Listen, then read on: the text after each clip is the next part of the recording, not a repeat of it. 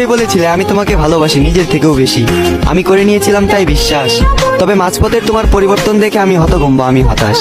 আজ আমার এটা ভেবে কষ্ট হয় তোমার দেখানো ভালোবাসা পুরোটাই ছিল তোমার করা অভিনয়। শেষ যেদিন তুমি আমার থেকে শেষবারের মতো বিদায় নিলে, আমি মনের ডাকে চিৎকার করে তোমাকে ডেকেছিলাম, তুমি দাওনি আমার সেই ডাকে সাড়া। মানতে হবে তুমি নিখুঁত একজন অভিনেত্রী, তোমার অভিনয়টা ছিল সেরা।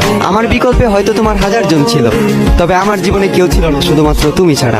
আজ তুমি অন্যের হাত ধরে পূর্ণতার পথে হাঁটো, আর আমি ব্যর্থতার পথে হাঁটি একা দিশেহারা। আমার বয়সটা খুবই অল্প, আর এই অল্প বয়সে বুকে জমা আছে দুঃখ শত শত। তোমার অভাবে প্রতিনিয়ত আজ আমার চোখে ঝরে অশ্রু, বর্ষার বাদ ভাঙা স্রোতের মতো।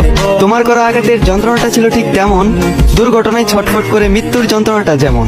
ভাগ্যিস পুনর্জন্ম বলতে কিছু হয় না, যদি পুনর্জন্ম বলতে কিছু হতো তাহলে আমি সেজন্মে তোমার পিছু নিতাম, ভালোবাসার অভিনয় করে একদিন ছেড়ে যেতাম, তোমাকে বুঝিয়ে দিতাম বিচ্ছেদের ব্যথাটা আসলে কেমন।